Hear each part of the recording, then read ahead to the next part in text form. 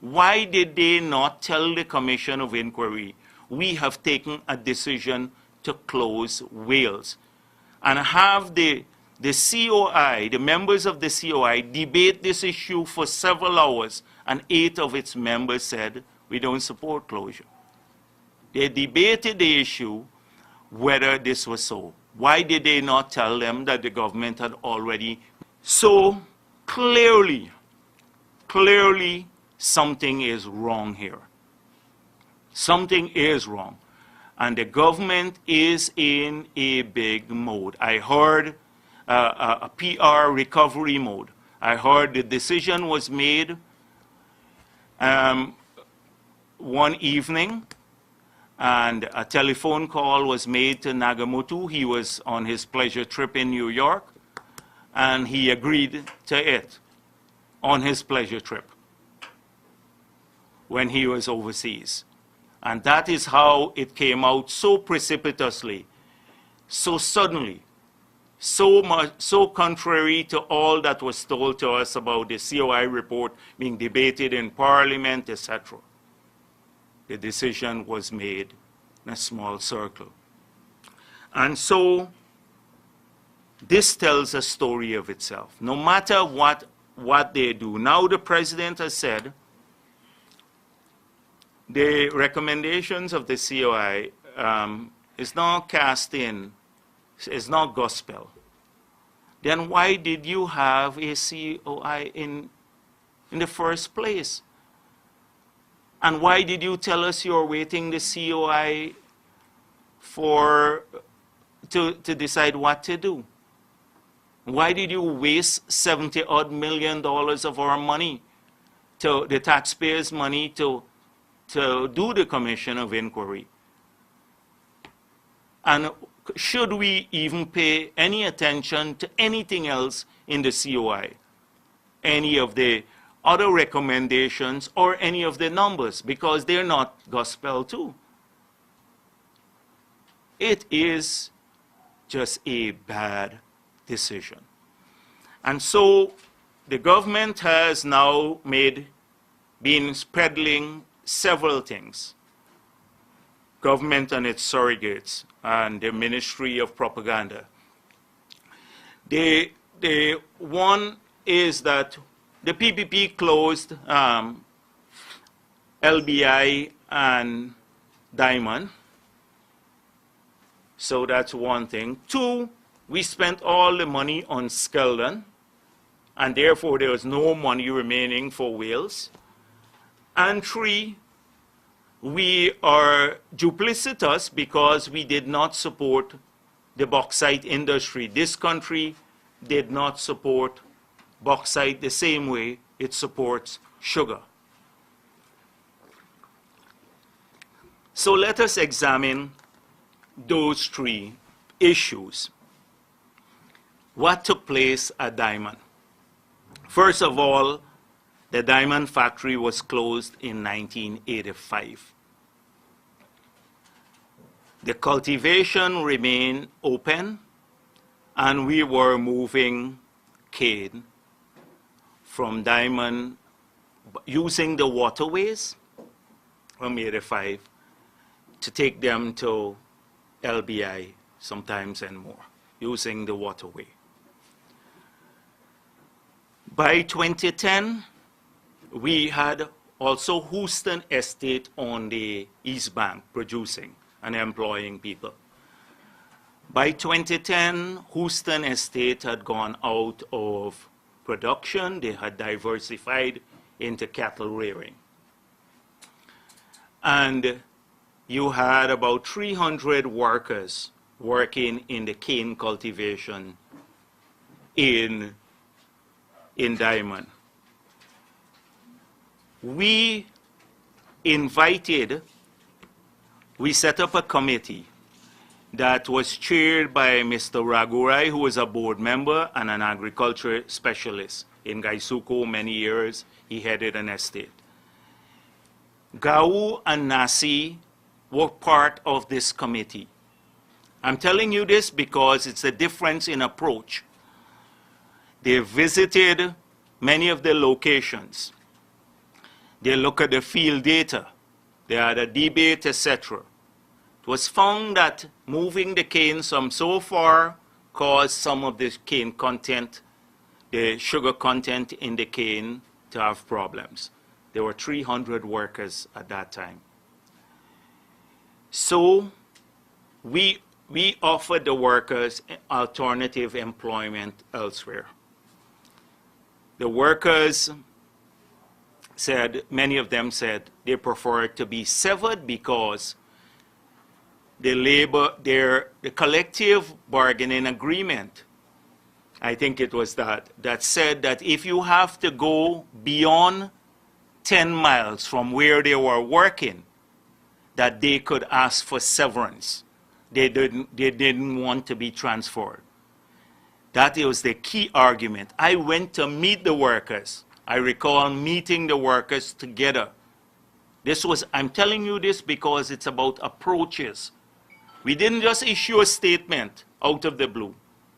We included the unions in the initial process, and then we listened to the workers. The workers said, we should be severed. If you want to rehire us, we will go back and seek employment anew, but we want our severance first. Because if we go there and we lose our jobs, then we will not get the severance. So we had a huge meeting several times, and the workers, using that principle, said, beyond 10 miles, we don't have to move.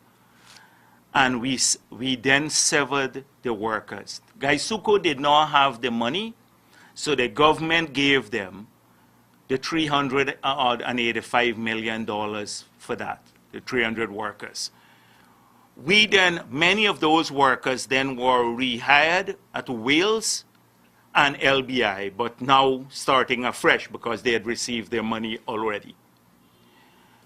What did we do? In the meantime, the community along the East Bank, our plan was to diversify and expand employment opportunities on the East Bank. Housing schemes, banks, factories, a whole range of things. If you go to Diamond today or the East Bank, you will see the alternatives that we provided in those communities. We have generated thousands more jobs. Not the 300 jobs, and these were not lost because the people went to different estates, some of them were rehired, etc. But the alternative to the community there was massive expansion and development along the East Bank corridor. So that is vital too, because you will see that this government is not offering any alternative to people over there. So that is what happened in relation to LBI, to Diamond. Now, LBI, we started off with an engagement. First of all, LBI was running at half capacity.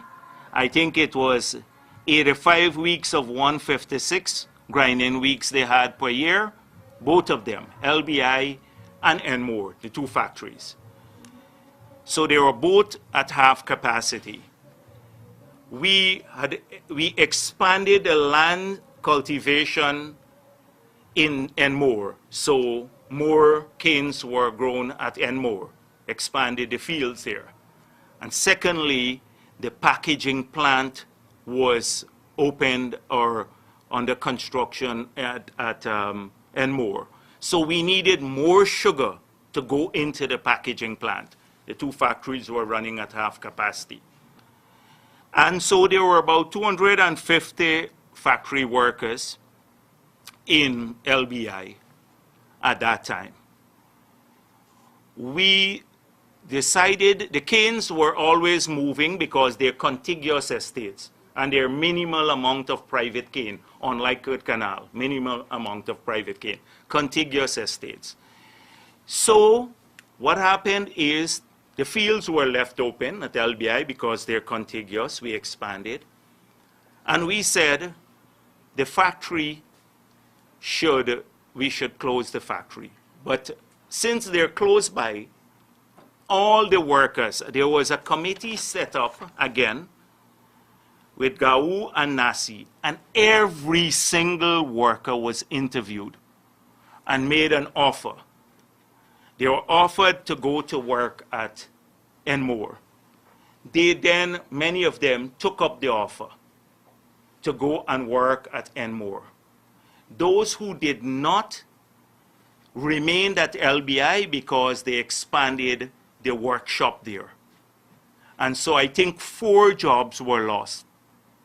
4 jobs were lost in LBI because of the closure of LBI. 4 jobs were lost because people went to work at Enmore in the factory, some of the factory workers, and some stayed in the workshop at LBI. But the key thing was we interviewed every single worker.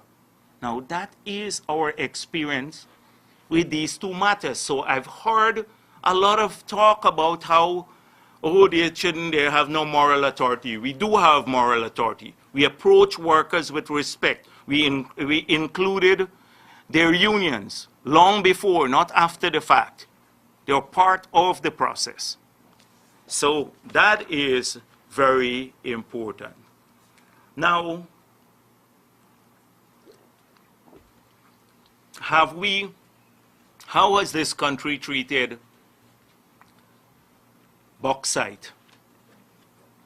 Now you see that it was only the last maybe 6 years or so that sugar needed the subsidy from the state. Sugar had been a net contributor to the budget for a very long period, net contributor to the budget.